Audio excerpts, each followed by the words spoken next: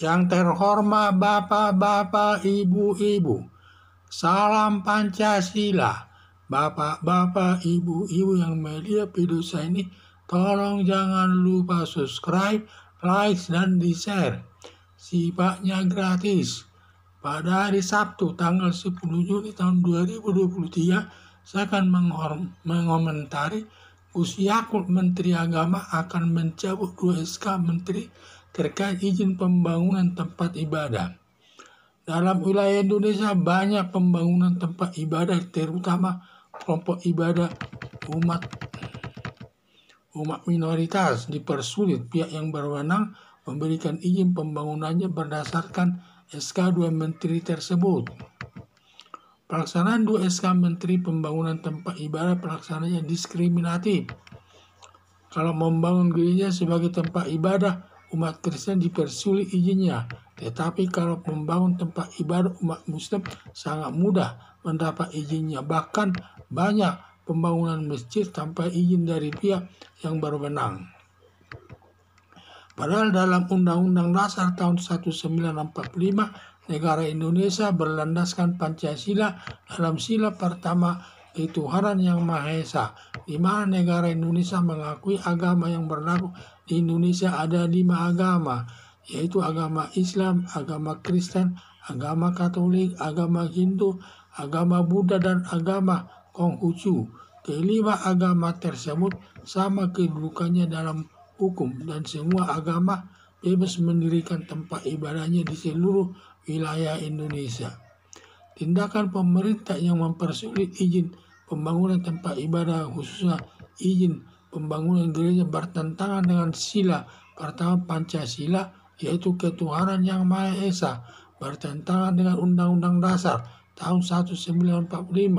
Berdasarkan hal itu, Menteri Agama Gus Yakut mau mencabut 2 SK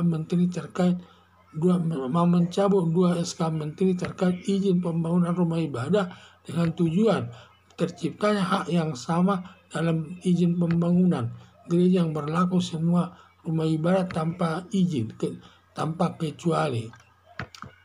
Walaupun ada pihak yang senang dan tidak senang, pencabutan 2 SK Menteri tersebut tidak perlu dipermasalahkan.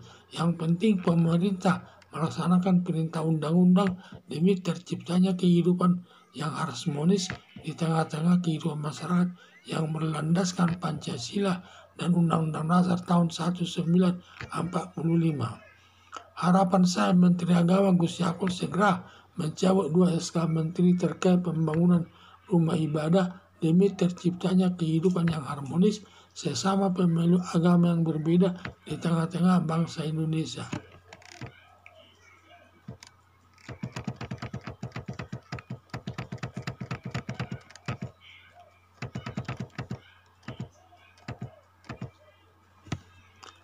Dalam wilayah Indonesia banyak pembangunan tempat ibadah, terutama kelompok ibadah umat minoritas, dipersulit pihak yang berwenang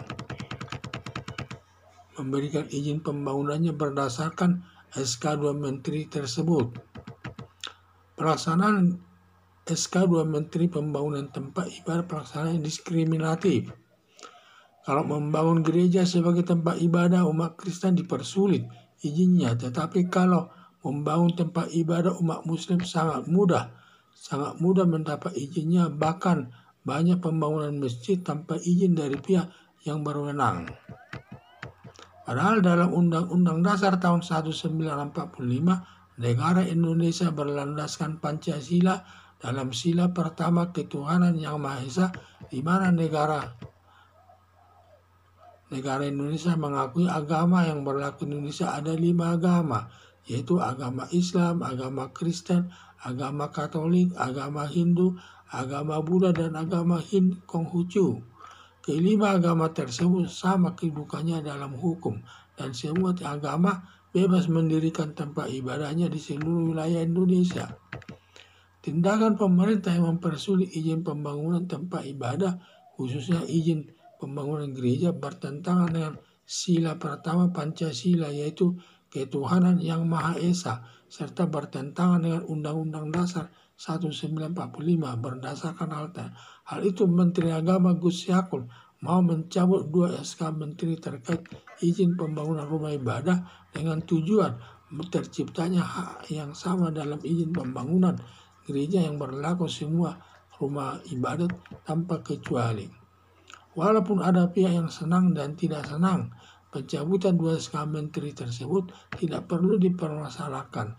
Yang penting pemerintah melaksanakan perintah undang-undang demi terciptanya kehidupan yang harmonis di tengah-tengah kehidupan masyarakat yang berlandaskan Pancasila dan Undang-Undang Dasar tahun 1945. Harapan saya Menteri Agama Gus Yakut segera mencabut 2 SK Menteri terkait pembangunan rumah ibadat demi terciptanya kehidupan yang harmonis sesama pemeluk agama yang berbeda di tengah-tengah bangsa Indonesia. Sekian dan terima kasih.